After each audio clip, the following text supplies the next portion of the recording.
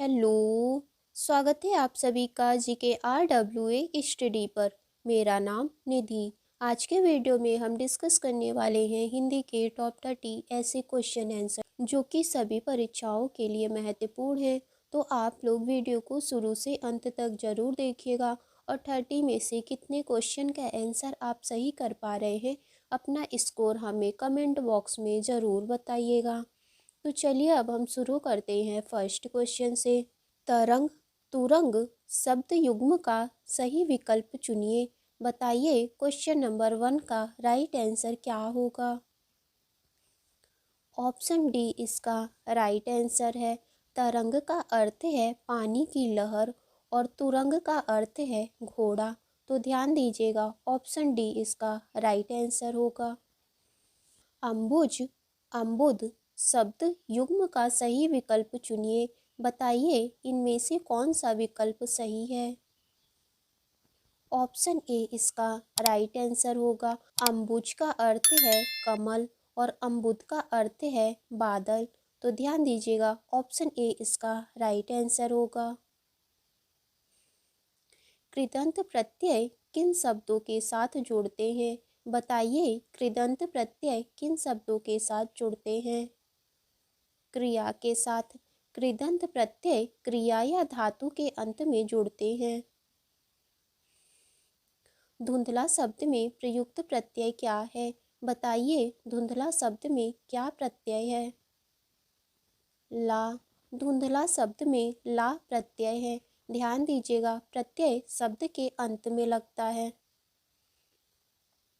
किस शब्द में उपसर्ग नहीं है। बताइए इनमें से कौन सा शब्द है जिसमें उपसर्ग नहीं है। ओढ़ना। ओढ़ना में उपसर्ग नहीं है जबकि अपवाद इसमें अप उपसर्ग है। पराजय इसमें परा उपसर्ग है। प्रभाव इसमें प्र उपसर्ग है। तो ध्यान दीजिएगा ओढ़ना में उपसर्ग नहीं है। निम्न में से एक शब्द संधि की दृष्टि से अशुद्ध है। उस शब्द का चयन कीजिए। बताइए इसका राइट आंसर क्या होगा।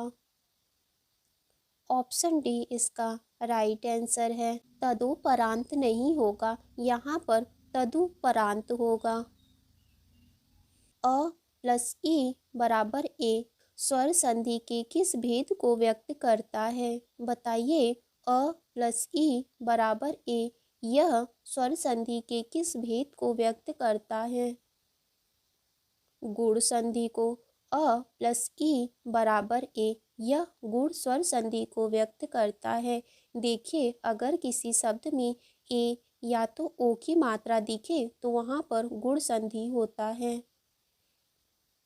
ए प्लस अ बराबर ए स्वर संधि के किस भेद को व्यक्त करता है। बताइए इसका राइट आंसर क्या होगा।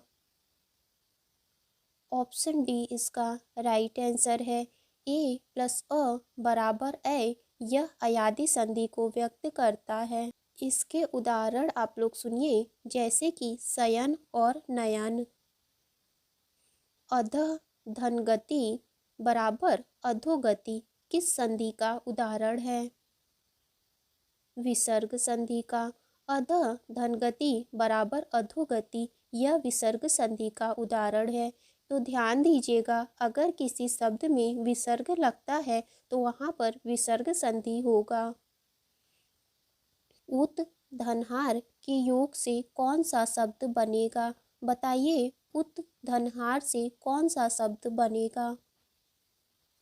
उद्धार। उद्धार का संधि विच्छेद है उत धनहार और इसमें व्यंजन संधि है।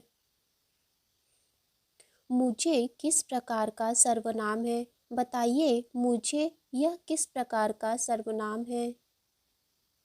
उत्तम पुरुष सर्वनाम है। मुझे, मैं, हम, मेरा ये सभी उत्तम पुरुष सर्वनाम है। पंचानन में कौन सा समास है। बताइए पंचानन में कौन सा समास है।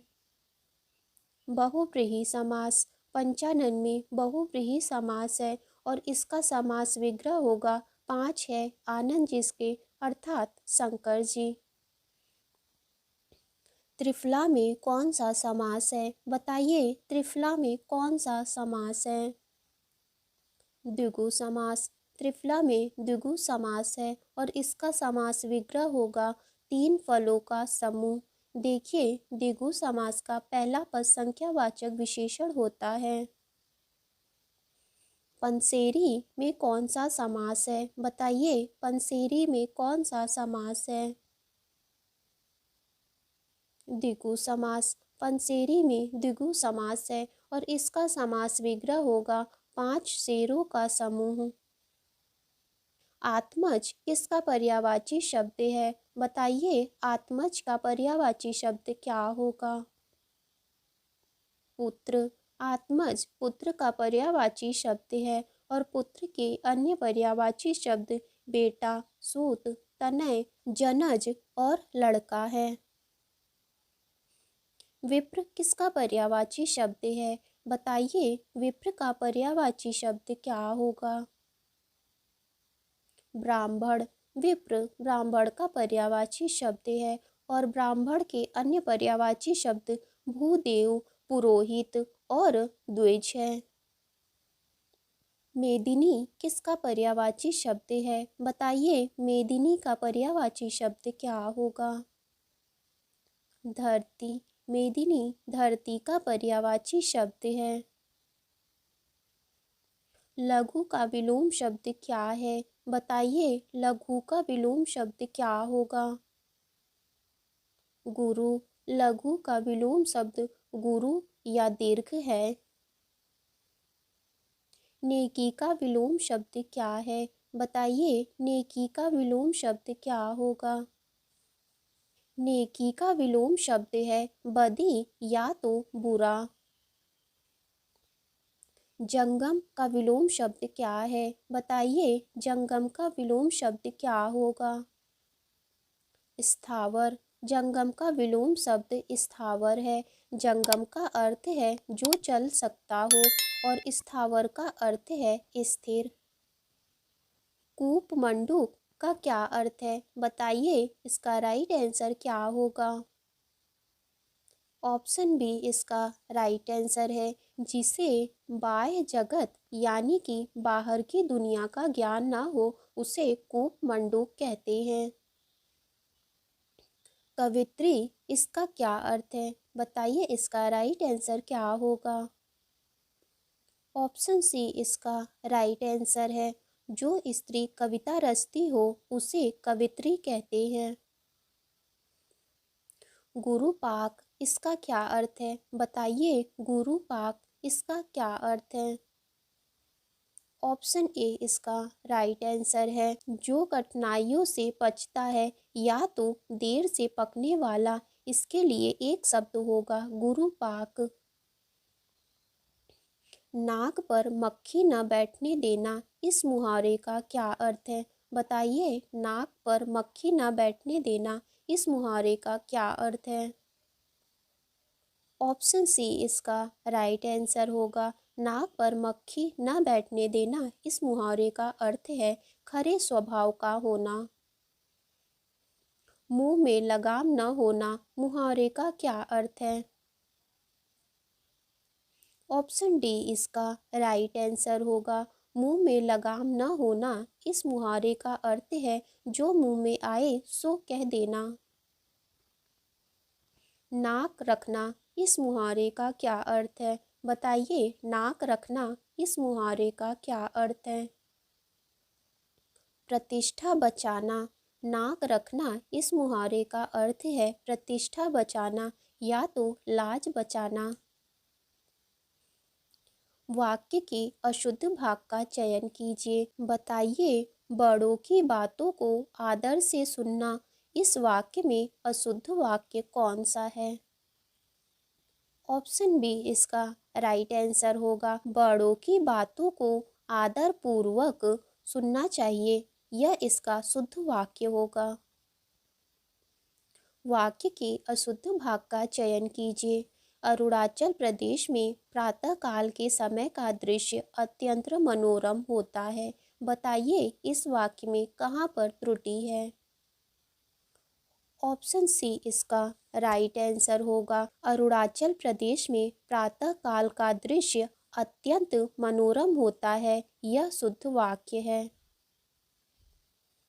निम्नलिखित में से वाक्य के शुद्ध रूप का चयन कीजिए। बताइए इनमें से कौन सा वाक्य शुद्ध है। ऑप्शन डी इसका राइट आंसर होगा। सीता का चरित्र अच्छा है, यह शुद्ध वाक्य है। निम्नलिखित में से वाक्य के शुद्ध रूप का चयन कीजिए। बताइए इनमें से कौन सा वाक्य शुद्ध है। ऑप्शन बी इसका राइट आंसर होगा। मैं गाने का अभ्यास करता हूँ, यह वाक्य शुद्ध है। कमल का पर्यायवाची शब्द क्या है, यह आपका टेस्ट क्वेश्चन होगा। इसका आंसर आपको कमेंट बॉक्स में ज़रूर बताना है। तो आज की वीडियो आपकी यहीं तक थी। वीडियो अच्छी लगी हो तो लाइक करें, शेयर करें। अगर आप चैनल पे नए हैं तो चैनल को ज़रूर सब्सक्राइब करें।